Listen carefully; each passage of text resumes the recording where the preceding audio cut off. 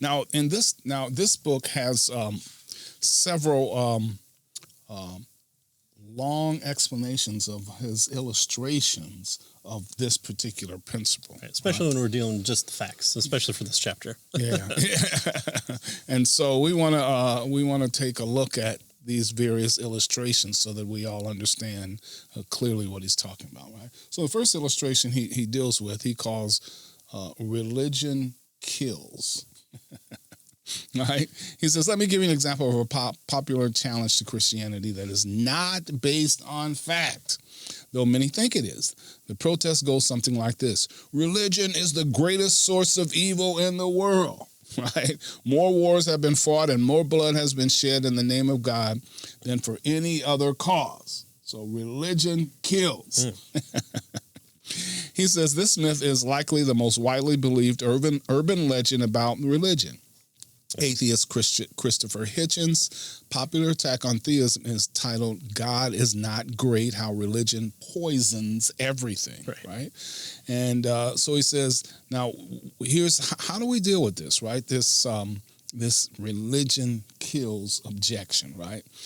Well, he says, now one might want to point out that even if this were the case, it is not entirely clear what conclusion about religion would be justified from the data, right, that it kills, right? One could properly conclude that God does not exist. One couldn't, rather, properly conclude that God does not exist nor that Jesus is the Savior just by saying religion kills, right? In other words, and this is what he says here. He says, since oppression and mayhem are neither religious duties for Christians nor logical applications of the teaching of Jesus, violence done in the name of Christ cannot be laid at his door. This conduct might tell you something about people who call themselves Christians, but it tells you nothing about God or the gospel. Right? Yeah, so the kind of the argument is if you can say, Hitler was a Christian. Yeah. Okay, well, if that's the case, then he's operating in the antithesis of what Christian principle dictates. Right. And so you can point to the standard and say he's not following the standard. However, once you get to an atheistic worldview, something like communism or Marxism, you can say, well, are they following within their principles and scope, and so can be properly attributed, or are they operating outside a standard? And so that's one of the things that you want to kind of hone in on when you're talking about this topic. So religion kills first. Okay, but just because people kill, religion doesn't kill, people do. Right? And so just because that's the case doesn't mean that, God doesn't exist or that Jesus isn't who he claimed to be, right? The second issue with regard to this particular claim is real simple. It's not true. It's not true, right? He says, though it's easy to characterize religion as bloodthirsty enterprise replete with witch hunts, crusades, jihads, the facts paint a different picture. Religion has not caused more wars and bloodshed than anything else in history, right? Just the facts, right? That's right. He says, in their massive 3-volume Encyclopedia of Wars, researchers Phillips and Axelrod show that of the 1,793 wars, you like how precise I am? Now just remember that for conversation purposes.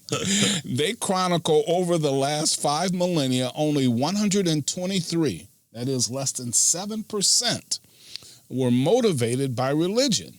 And religion played no part in the 2 greatest military conflagrations in history, World War I with 16.5 million dead, and World War II with 60 to 80 million perishing, right? Excuse me. So the historical facts that significantly greater evil has resulted from denial of God than from the pursuit of God. That's what we get out of that, right? So the facts do not back up the claim that religion has killed more people than anything else. No. That really, the facts say that is not the case, right? 60 to 80 million were killed in World War II, and it really had nothing to do with religion. Right? Yeah. They weren't on a jihad. They weren't fighting, over Christianity or whatever, right? So the greatest evils, he says, has come from people zealous for God is not the case, right? It has come from people who are convinced that there is no God, right, like Hitler, right, and that they must answer to, right? So if you don't believe there's a God and there's no one to answer to, then I can, as long as might makes right, as long as I don't get caught, I can do anything I want to do. As long as you win. Yeah. History is written by the winners. That's right. So that's kind of an example of this one, right? So here we have a claim that the facts do not back up. And so when we give the facts, we defeated this particular claim, right?